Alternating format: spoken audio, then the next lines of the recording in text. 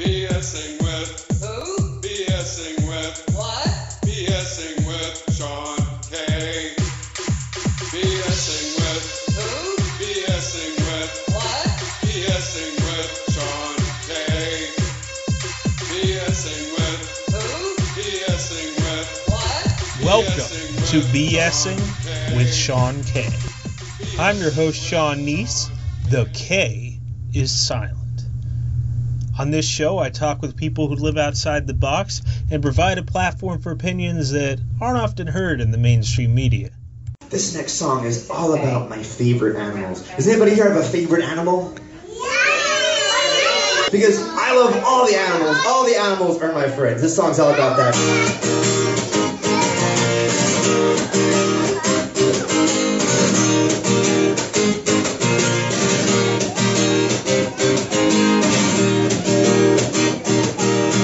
Some say that they're like animals.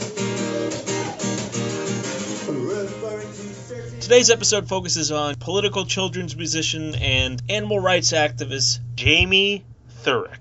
The clip I just played was from a performance of his song All the Animals Are My Friends, a pro-vegan song against animal cruelty. Hard to forgive it, 'cause all the animals are my friends.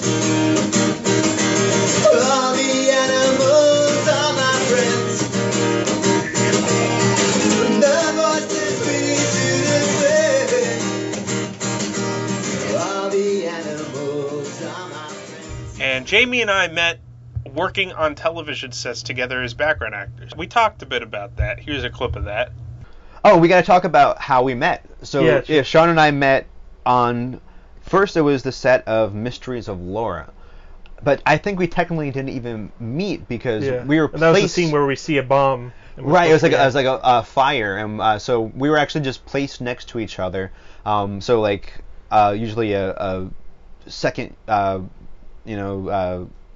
second or a production assistant will place a background actor. So we just happened to be placed together. So it's sort of like a coincidence. We were placed together, and I don't think I ever actually got to speak to you that night. And then I saw us on TV. I did like a screenshot, and then we wound up working together again on The Good Wife. Yeah. And so that was for the Iowa caucuses that they were doing a fictionalized version of, and we were both placed in the Bernie Sanders section. It was so funny. Like there were 4 different options. Yeah. And one out of 4, we both got put in Bernie Sanders, which that was us totally 100%. Like we just looked like Bernie. We looked like Bernie Bros, right? Yeah. We were the stereotype. Yeah. Look at these white guys. They must like Bernie Sanders.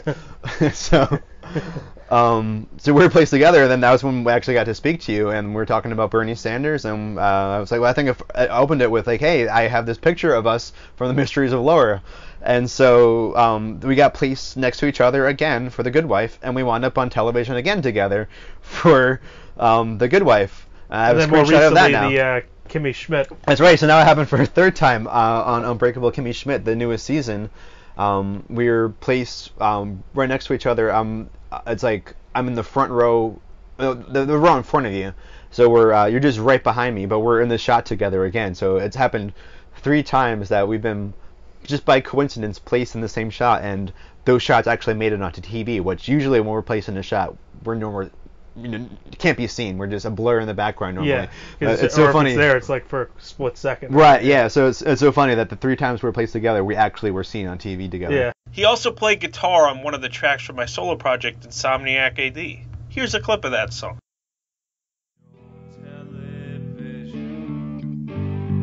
Let it tell lies to your vision. Let it tell you who to fear. Anybody that's not like you. You gotta break free from these chains to find out who you are. Go outside and see the world ain't as they make. If anybody's interested in recording drums for that song or helping me with Drum Machine, let me know. Anyway, without further delay, here's the rest of our conversation, and I hope you enjoy it. All right, All right, so give it a shot. I'm Sean K, aka Sean Kneese, Hey, and this is Jumpin Jamie, aka Jamie Theurich. and we're here BSing.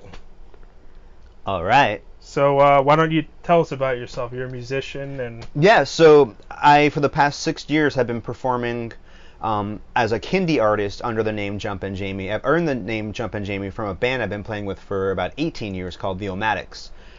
And so I've been doing kids music, also known as kindie rock, for 6 years as my main job. That's my main source of income, is performing live shows. I perform at a place called Field Station Dinosaurs. It's a dinosaur park located in Leonia, New Jersey. And right now I perform there 6 days a week. I work for them year-round. I do events year-round. And then I also perform my own original music on my own. So I do gigs at libraries and at schools and different museums, festivals, events, and things like that. And I just released my first album. It's called Kooky, and I've been working on it for 6 years. It took me 6 years to finally get it out, and it just came out on June 1st. and what can you say about the album? I know you said that the cover is inspired by. Yeah, so it's called Kooky, and it's a parody of Green Day's Dookie. So my wife had drawn up a cartoon parody of Dookie, Green Day's Dookie from 1994, and the album cover is full of references to all the songs. So there's a reference for every song on the album cover. Now, it's kindie rock, which is supposed to be music for the whole family. It's not just for the kids, it's also for the adults. And I actually do have adult fans, adult listeners, just different spectrums of people that like it because it's upbeat and fun. It's a lot of it is like basically punk rock for the family. There's a few songs that are like Ramones inspired, Green Day inspired. They might be Giants and Weezer inspired. Just a vast variety, and sounds that aren't normally on what would be considered a kids record. And I know you try to keep the lyrics educational, and sometimes you put your own political Exactly. beliefs in there. Yeah, that's right. So I have a lot of songs about science on there. I definitely encourage kids to get interested in science because they might love dinosaurs at the age of 3, and that passion might lead to them working in some other field of science as an adult. You know, they might become a doctor, or they might become a biologist. They, you know, that passion for science is nurtured at a really young age. So I really love teaching kids about science. I also have some songs that are what I kind of consider like political kids songs. And so I have a song that has actually received a little bit of controversy. It's called Coffee, and it's about a kid asking why adults do the things they do. So the main chorus is, why do adults drink coffee? And then they go on about why do they like go to tanning salons, and why do they watch reality shows, and like all these things that a kid would question what they do.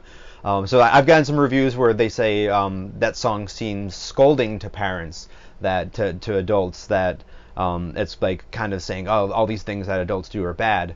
And I love those criticisms. Like I that's kind of almost what I'm hoping for in some cases. You don't want them to just blindly. Yeah. I love that they're listening to the lyrics, and like I think that they're getting offended because I probably mentioned something that they do that the kid is like, why do they do these weird? Why do adults do these weird, strange things?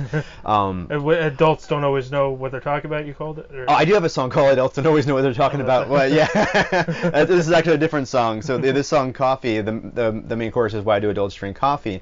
And one reviewer had actually linked to a song. It's like, if you want to listen to a song about coffee, listen to this song. And it was like a pro-coffee song.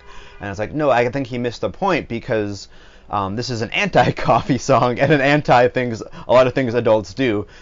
Coffee itself, like a lot of people are like, oh, there's nothing wrong with drinking coffee. It's completely harmless. But a lot of coffee that's labeled fair trade is not actually fair trade. Starbucks usually makes claims that their coffee is fair trade, but there have been studies and cases that show otherwise, as well as coffee is actually a big part of the slave trade. There's straight up kids. Oh, so you're talking about more like the exploitation. Exactly. Where the coffee comes from? Exactly. There's exploitation involved in coffee production. Really, many different levels. If you want to get down to like the straight up, children picking coffee beans, all the way down to the Starbucks employee who is not making a living wage. there's all types of exploitation happening in coffee. And it's something that's an addictive substance that people kind of mindlessly purchase every day and make a ton of trash. Starbucks alone is responsible for filling up so much space in the landfill. They don't currently have anything that's, an eco-friendly alternative to that. So their cups alone have created a large amount of garbage. So it's just sort of a chain reaction of many, many things of reasons why a kid would question, why do adults drink coffee? Yeah. And where would be like a good place to, if someone wants to look into all that, like about as far as the information about coffee? I read something recently that basically covered just many different aspects of it. I don't know the organization, but it was an organization that was kind of like educating people about all these things that you probably don't normally think about with coffee.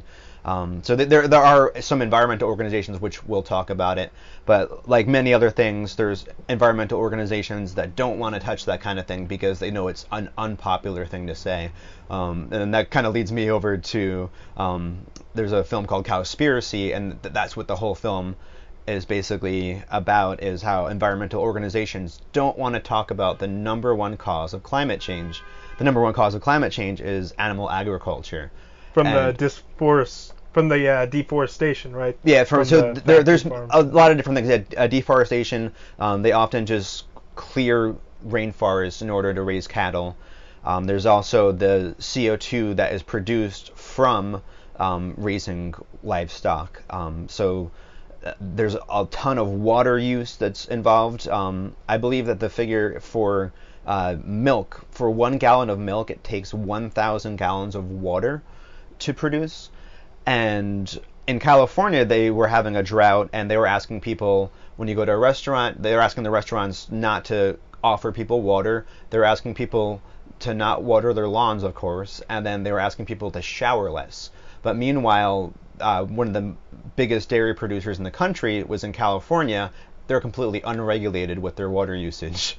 So that's another thing that's a great film, Cowspiracy. If so they want people to smell bad and get dehydrated instead. Exactly, get dehydrated. So that's a great film to check out if you have not already seen it. It's called Cowspiracy. Those same producers actually made another film called What the Health. I think I heard of that. Yeah, I've seen Cowspiracy. I haven't. Okay. Seen that, yeah. And What the Health is kind of along the same lines, where they talk about health organizations that just don't want to talk about the health aspects of consuming animal products. So going back to my album, I have a song called All the Animals Are My Friends. And it really is a song about veganism. And I really thought that it was going to be a controversial song, but so far it's actually received a lot of radio airplay. There's radio stations across the country.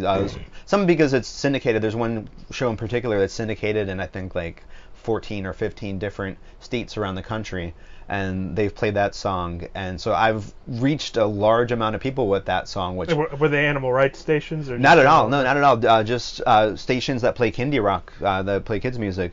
And that wasn't released necessarily as a single. They listened to the entire album and they thought that was the song to play, which I was totally impressed about. That song has the word bigot in it, and the producer I was working with was really afraid to have the word bigot on a kid's album. And he even asked one of his friends, like, "Oh, do you want your kid to know the word bigot?" And they were like, "No, we don't want our kids to know the word bigot." And I kind of fought him on it, and I said, "Listen, Donald Trump is the president. So I think it's appropriate for kids to learn the word bigot." Yeah. So I kind of won on that. It stayed in there, and it's gotten radio airplay, so it's not as controversial as I thought it was. So that song kind of talks about the conundrum where people love dogs, and they love cats, and they love horses, but they really turn a blind eye to other animals that deserve an equal amount of consideration, like pigs and chickens and cows. So I guess you find it hypocritical if people get all upset about the dog eating in China, but then they definitely do the same to other animals here. I think that there's a certain amount of racism involved in that, honestly. There are people that are, it's easier for them to point a finger at somebody else and say, oh, those terrible people. The same kind of thing even really happened with the dolphin kill in Taiji, Japan, as well as Sea Shepherd saving the whales down in Antarctica and trying to stop the Japanese. There are people that kind of jumped on that bandwagon who were all for saving the dolphins and whales, and I 100% support that. I actually had friends that went down to Antarctica with Sea Shepherd. But at the same time, some of those people were on a daily basis exploiting other animals that they're not any more special than a whale or dolphin. So I guess it's just like conditioning, kind of like. Well, it's the same thing as being sad about people who die in a shooting here, but then not sad if children get killed when we bomb another country. Yeah, totally, 100%. Yeah.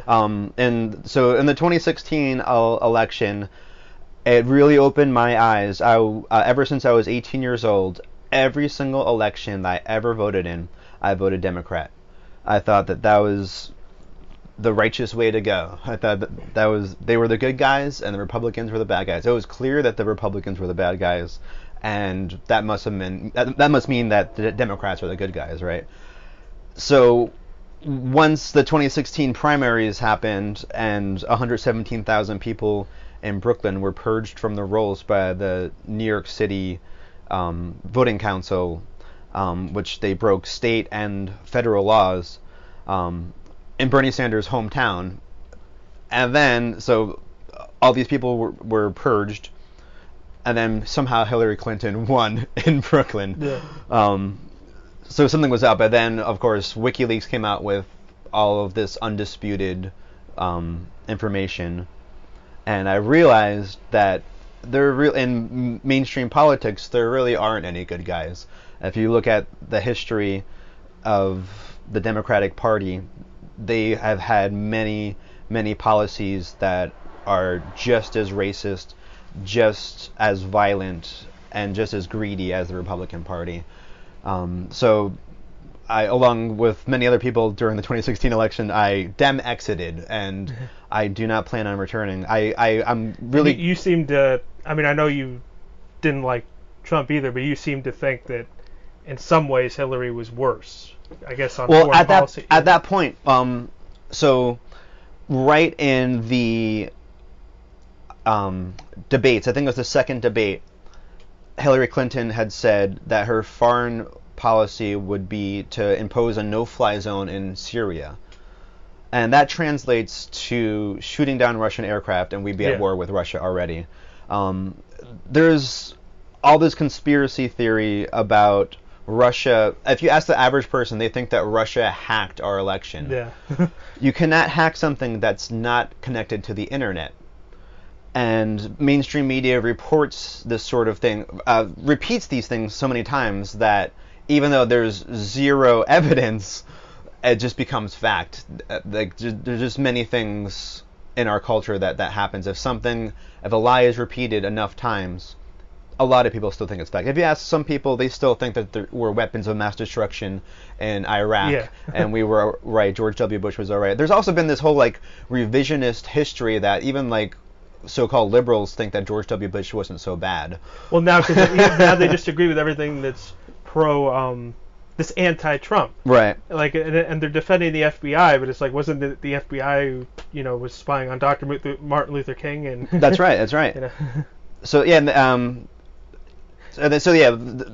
if you look back in history, people like Martin Luther King, at that time they were thought of as troublemakers. That's actually a quote from my wife's grandmother, that she said, "Oh, Martin Luther King was a troublemaker." And if you look at people today that the mainstream media are calling troublemakers, those are going to be our heroes that our children hopefully will be learning about, just the same way that our children of today learned about Martin Luther King. You have Julian Assange, and we also have Edward Snowden, people like that. I think that the people that do respect them seem to be both on the left and right. Like, there's ones that don't like him on the left and right, and then there's ones that like Edward Snowden on the left. Right. Libertarian. Right. Yeah. Left and right. But I think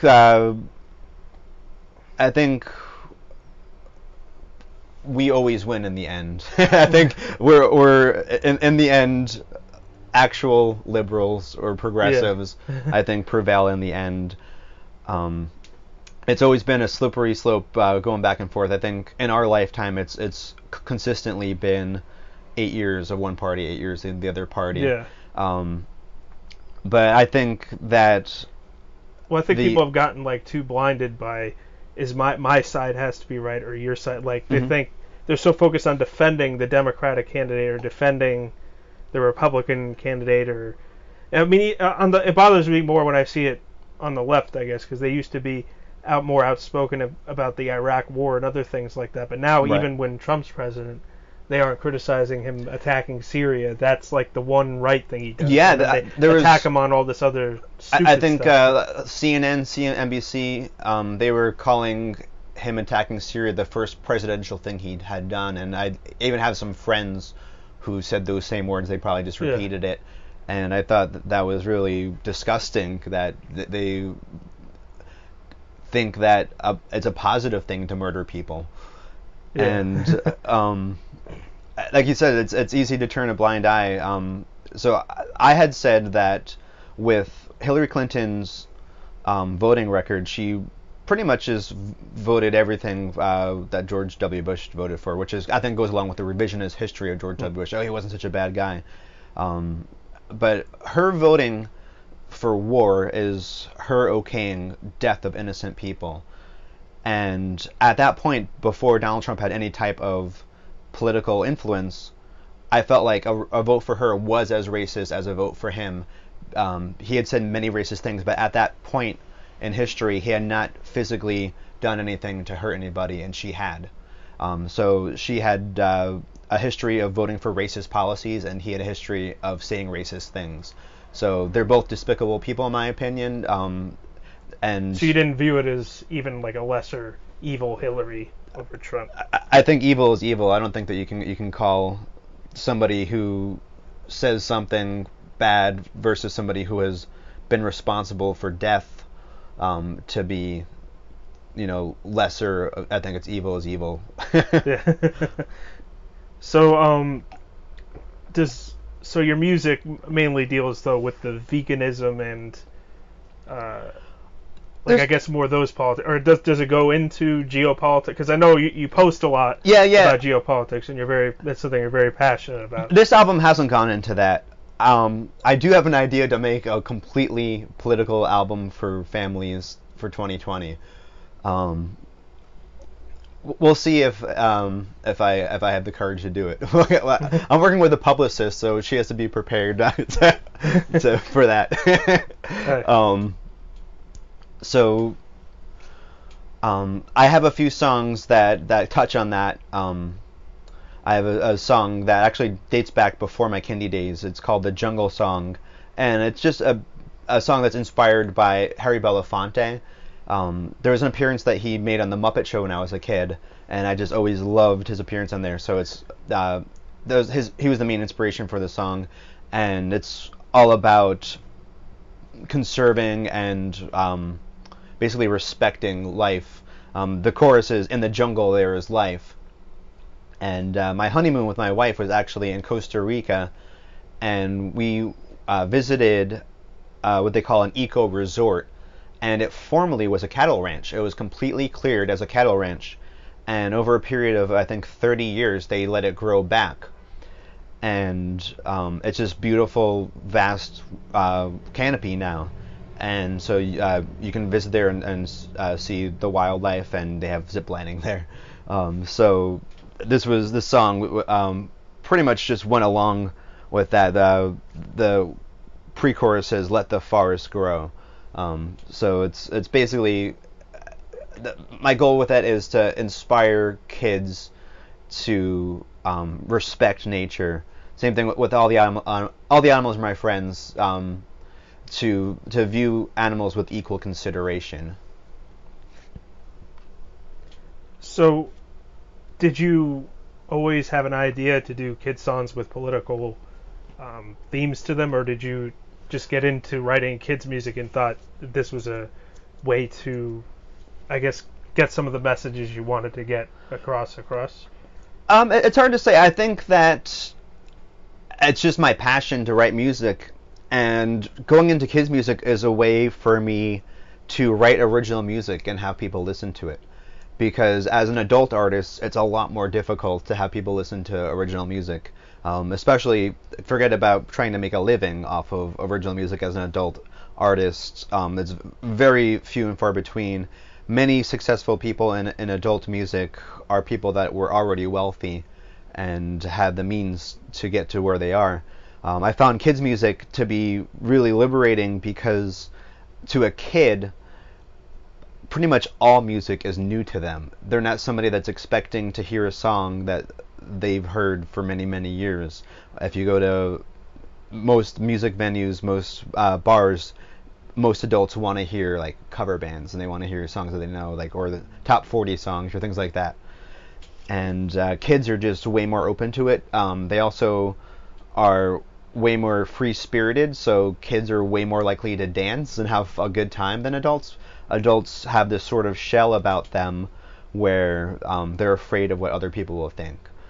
And I try to inspire kids, 'cause I sometimes perform for kids that are starting to be that age, around 8, 9, 10, those ages. And I actually have a song kind of about that, about just, it doesn't matter what other people think, just be yourself and have fun. Right. I love to tell kids to think for themselves and always ask questions, because if there's something that seems weird and not right to them, then most likely it's not. I can remember one of those first revelations as a kid. I was probably about 8 years old, and our teacher was teaching us about healthy foods. Back then it was the basic food groups, and the basic food group material was provided by the American Dairy Association. And so she was teaching these materials that were provided to her for free from the American Dairy Association. So the question she had asked was, can anybody name an unhealthy food? And I raised my hand and I said, pizza. That's an unhealthy food. And she said that was wrong. Pizza is one of the healthiest meals you can have because it has all the basic food groups. So if you can think about a whole generation of people being taught that things like pizza is a healthy food, we now have a obesity epidemic in our country. I actually had volunteered with PERG, and we had done a canvassing program where we talked about the Farm Bill and how most of the money that goes through the Farm Bill from our tax dollars is funneled through large agri-farms and really benefits large companies like Cargill and Monsanto. So the study that they have said about American kids is that 1 out of every 3 American child is either overweight or obese. In poorer areas like the Bronx, that number is much higher. It's about 2 out of every 3 kids in places like the Bronx.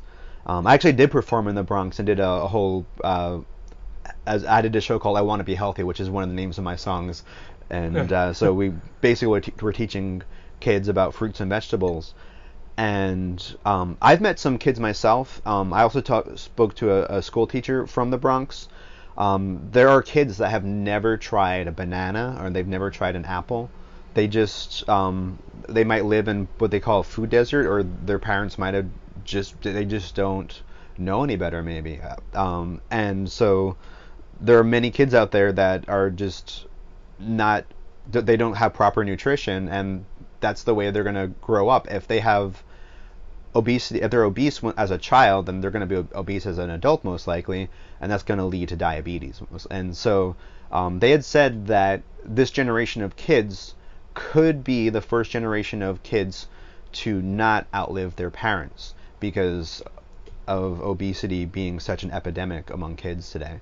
Which, in 2018, with all the information and technology we have, that's insane to me that kids would not live as long as their parents. That it's actually going backwards. Yeah. Like. Yeah, it's interesting because I guess I would have thought that like urban areas would have less, or the city would have a city area would have less Yeah, overweight people because they're not driving as much. They're using right, so they'll be exercising more. Yeah, it's true. That's true.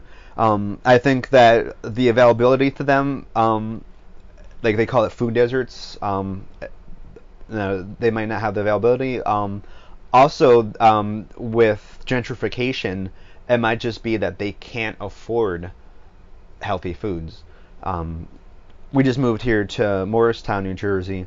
There's a really great market right next door. It's called like the Green Life Market. It's a health food store. It is so expensive, we can't afford to shop there. And I'm like, as my hourly wage, I make what people are fighting to make, and it's still a struggle. I support my family. I have a 2-year-old daughter and a wife, and so financially I struggle to support us. So I can't imagine somebody that makes less than me. I have no idea how they do it. And do you think maybe that's a thing that makes it hard for a lot of, I guess, people into nutrition or whatever to reach, I guess, average people or a wider demographic of people, because maybe there's a bit of an elitism to some of it sometimes? There can be, yeah. I think that with, like I was talking about with gentrification, if stores are moving in that are too expensive for the local people to afford, then they're just sort of pushing them out. Then they have to wind up buying things that are not healthy, things that they might go to McDonald's for the dollar menu, things like that. And it's definitely if a problem. Somebody talks about, oh, I'm eating this and that, then they think the person's looking down on them, or gotcha, yeah. There can be some people like that, yeah, that they just think like you can't shop at Whole Foods because that's a rich, white person's place to shop. Yeah. But oddly enough, ever since Amazon has bought Whole Foods, their prices have gone down. I have a friend that works at a co-op, and he was pricing a box of bananas for me. And that co-op has to pay more money for a box of bananas to then resell than what they sell at Whole Foods now. Which is why it then becomes unaffordable. Like, bananas become unaffordable to the people that have to shop at that co-op now, because just their supplier is that expensive.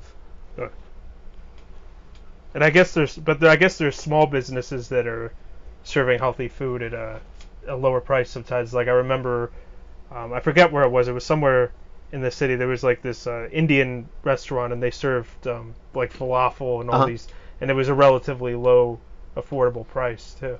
Yeah, like ultimately, healthy food is a cheaper food to buy. If you're talking about whole plant-based foods like fruits and vegetables, it's calorie for calorie, pound for pound cheaper than processed food. So we got a box of bananas from Whole Foods for, I think it was like $17. As a 40-pound box. Or I guess like rice and beans. Yeah, exactly. Yeah. So things like that, and that lasts us a really long time. And in the summer months, it's great because I freeze the bananas and make like banana whips. We make smoothies with it, things like that, and that winds up being a really cheap meal, and it's also really healthy. So it's just knowing what the right options. Yeah, definitely. Yeah. Because you can do veganism as a really expensive diet, or you can also do it as a really cheap diet. Like there are many different ways to do it, and like I said, it's definitely ultimately if you're buying whole plant-based fruits and vegetables, that's going to be cheaper in the long run. And then when you talk about the long run as well, as far as health, when I was a teenager, I ate so much Taco Bell. I would eat Taco Bell almost every day. Then I wound up in the hospital with food poisoning after I think I like vomited for 7 hours straight, and then I wound up in the emergency room. I didn't have health insurance, and they gave me what they called charity care. I was in the ER for like a half hour. They gave me an IV, and that maybe half hour cost me over $1,000 still to visit the hospital. So in my mind, that burrito that got me sick cost me $1,000. So it is much more worth it to me to go to the store and buy the ingredients myself and make it myself than it is, and spend more money that way than it is to go to Taco Bell and have to deal with that again to get food poisoning. So ultimately, I would rather spend a little bit more money on something that I know is not contaminated, is not tainted, than go somewhere like Taco Bell.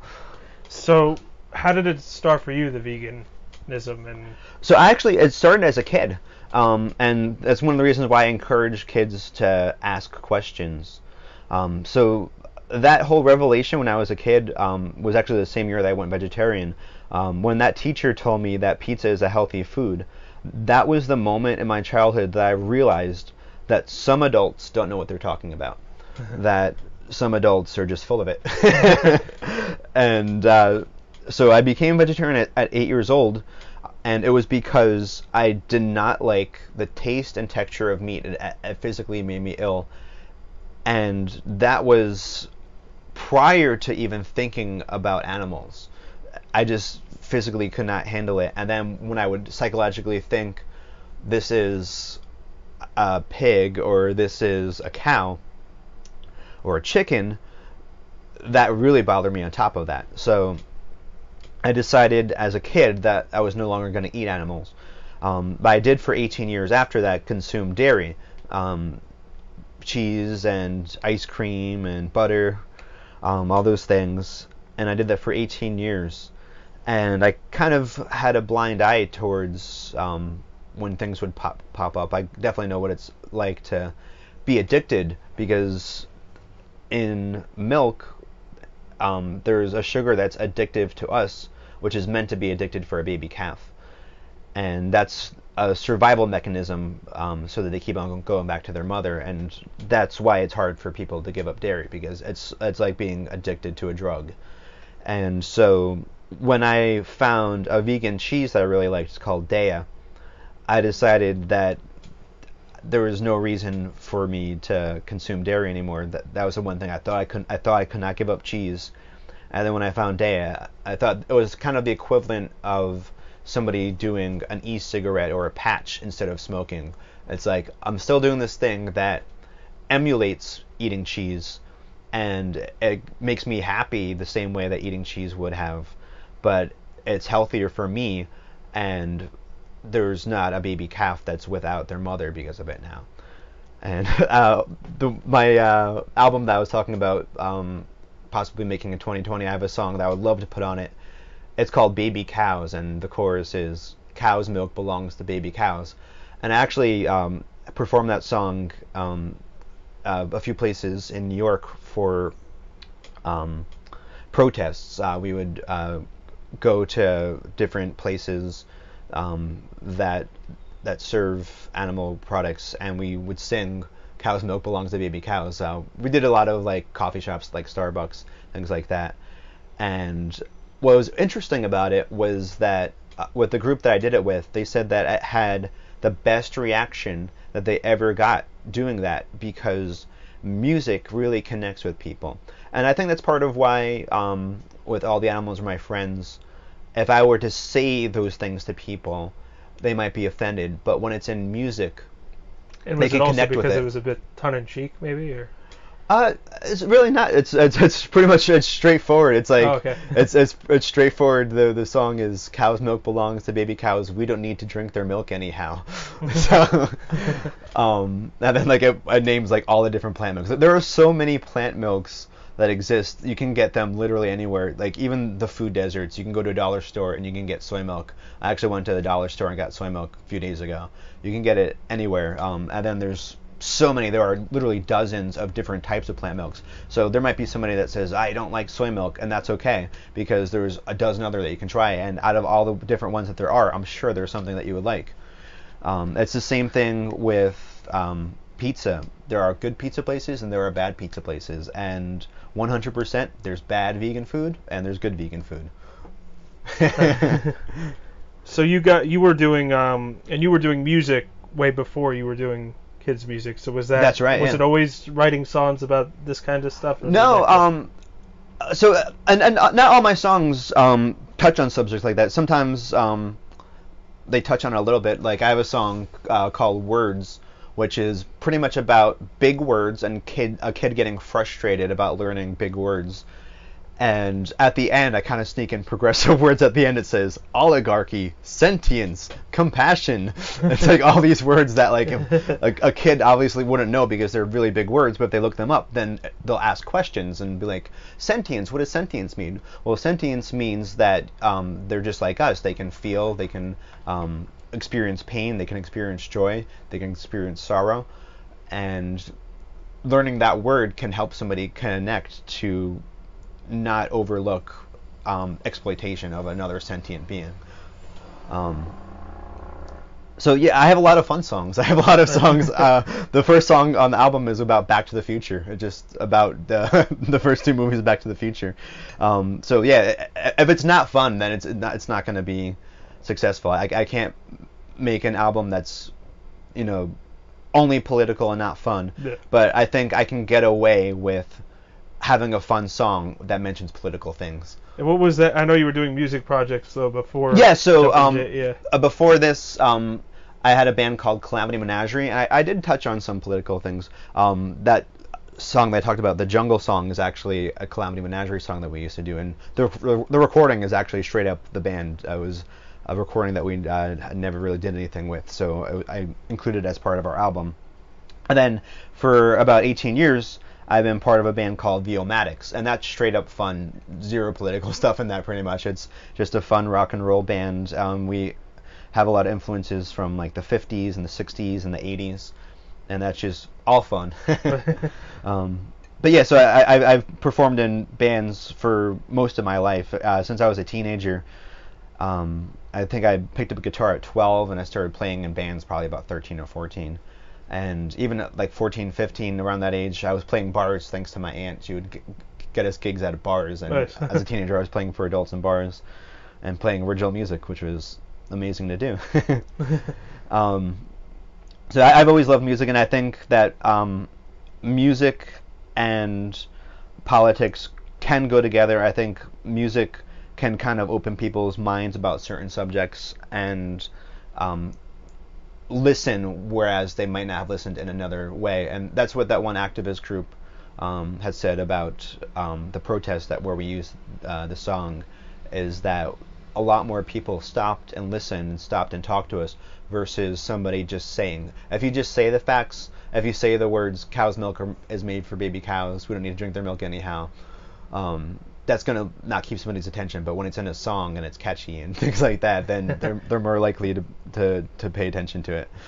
Oh, there's something back to politics and kids that I wanted to talk about, which was we had talked about setting up this interview like a few months ago, and I was like, oh, I really want to talk about this, and that's guns. And I think that a large majority of conservatives have this idea that the majority of liberals want to take their guns away. And that's not the truth at all for mainstream liberals. I'm not a mainstream liberal, and I want to take their guns away. I think that guns should be phased out, including the police, because they obviously can't stop killing people as okay, well. because I was gonna ask like how would it work, right? Well, and like how would that work if police and the military and the government are allowed to be armed, but not right? Exactly. So that's yeah. People's fear on the right, is that they're coming for our guns, so I need to stock up on more guns so they don't take away our guns. It's just sort of biting your tail kind of thing. And so I think that mainstream politicians kind of play it safe. They don't want to take away their guns. They're concerned about jobs, gun manufacturing and retail of guns, and they're also concerned about lobbyists for hunting. They want to say it's okay to kill animals. So as a vegan, I don't think it's okay to kill animals. I don't think it's okay to kill people in other countries either. No. I don't think it's okay to kill somebody that you get into an argument with.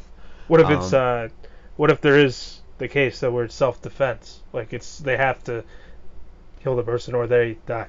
Well, it's like I know that's not. Yeah. So here's the argument that they say with taking guns away. They say, well, if you take guns away, then there's not going to be gun violence, but then knife violence will go up. So there are so many things for self-defense that wouldn't be a lethal thing, that there are so many options out there. And I think that people like the police need to be armed with something, just not anything lethal. They should not be able to kill somebody, and I don't think that any person should be able to kill another person or kill another animal. I think that technology has gotten to the point with video games as well as VR that we can simulate shooting a gun, and they can experience that thing that makes them feel like a man, and they can pretend That's to kill. That's interesting, because a lot of conservatives like to blame Shooting shooting games. That's but true. I don't think that because I think that, I mean, the world was pretty violent before video games even existed. Like, I just I think I think violence is something that will exist for a long time, but I think that technology can help phase it out.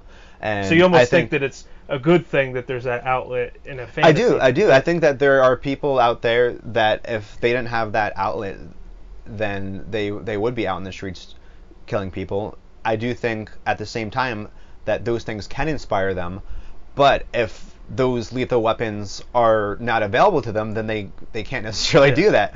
And for most people that play them and stuff, like, I don't think it makes them violent or anything. Right. I think that I think you have to, if you're already like mentally disturbed, you're already prone towards violence. Then that'll reinforce that. If you're already crazy, Right. Yeah, there's just going to be a certain type of person that no matter what, they're going to have that about them, and so a film or a video game isn't going to make them Charles do it. Manson was inspired by the Beatles. The Beatles, I mean, exactly, yeah. Like the least violent band to exist, and he says that inspired him to tell people to kill people. Yeah. So that's my stance on guns. I think not killing people and not killing animals is a great thing. So self-defense, like, you think self-defense never has to come to where you actually have to... Yeah, I don't think self-defense needs like, to come to where you need to murder somebody. Kill you, though? Like, if they're trying to kill you, I think that there are still non-lethal ways to stop them. I think, like, if police have tasers to tase people to stop them versus so, like, tase killing the them, person and then they'll be knocked out. Yeah, to knock them out and to not kill them would be a great alternative to killing people, I think. I think some people kind of think, as far as punishment for violent crimes, that it's better for that person to be in prison and have the ability to rehabilitate themselves than killing them, because they can still wind up being a good person and wind up having a positive... Do you think there's some cases where they're beyond that, though? Like, I know there's a lot of criminals that can change, or... Yeah, some criminals can, and other criminals can't, but I don't think that they should die. I don't think that... It's kind of like they were... well, I guess the argument they make sometimes is, like, if somebody has a loved one murdered by a criminal, then they think they want some kind of closure for that. But right, they like revenge, right? Yeah. Yeah. Well, so it's an interesting thing with hunting, where it's a legal thing if you go out and pay for a license and you're allowed to kill another sentient being. But if somebody breaks into your house and like, I don't want to use a trigger word, and does something to your wife or something like that, you're not legally allowed to kill them. And that is, I think, a really weird, strange thing if you think about it in ways of an innocent sentient being versus a non-innocent sentient being. Yeah. Certainly the person that's trying to harm you in some way needs to be stopped. I don't think they should be murdered, though. Just like tased, knocked out, I guess, kind of like tranquilizer guns. Yeah, and they have the chance to be rehabilitated into somebody that can have a positive role in society. And I'm not a... It'd be like a Solid Snake in the Metal Gear Solid video game series, where you have a tranquilizer gun, you can kind of just infiltrate places, but you don't really have to kill anyone. You can just knock them out. Like Disney World is like developing ways to make it look like you're gonna have like a blaster pistol like Star Wars and like a lightsaber and things like that. So if like that kind of company can come up with something to pretend like that, you would think that technology would get to the point where we would be able to not kill people. Yeah. Yeah. So I guess any final thoughts? I mean, I know we covered a lot. Yeah, I think children, it's like the cliche, children are the future. I think children are our last hope, because there are adults that are beyond changing their minds, and that's not entirely their faults. They've been indoctrinated in our culture, in our media, with the way that they think is right and wrong. And I think that we have a chance for our children to change things, because we definitely need change. I'm personally an atheist, and I think that children asking questions is one of the most important things they can do. If they are not indoctrinated to think that somebody else is wrong because they were told a different story about how the world was created, if we can get past these differences that make people hate each other, then I think we have more hope for the future. But yeah, so I always like to encourage kids to ask questions and to pursue their dreams, and I pursue my dream, and that's what I'm doing right now. Nice. All right. Well, yeah. Thanks for coming on. Thanks for having me, Sean. Yeah, no problem. And people can find you on Jumpin Jamie. That's right. My website's jumpinjamie.com. My album Kooky is available on all places where you can stream music, like YouTube and Spotify, all those places. All right. Well, that's it for the interview. I hope you enjoyed it. And if you want to keep updated with future episodes of BSing with Sean K, go to bsingwithseank.blogspot.com. That's BSINGWITHSENK.blogspot.com. And yes, definitely look into Jumpin Jamie. I'll post a link to like his Facebook or his website for that, and also look into his other project, the Matics. And look at my music project, Insomniac AD, because I'm going to be doing more with that soon. That about does it for today's episode. I'll catch you on the next one.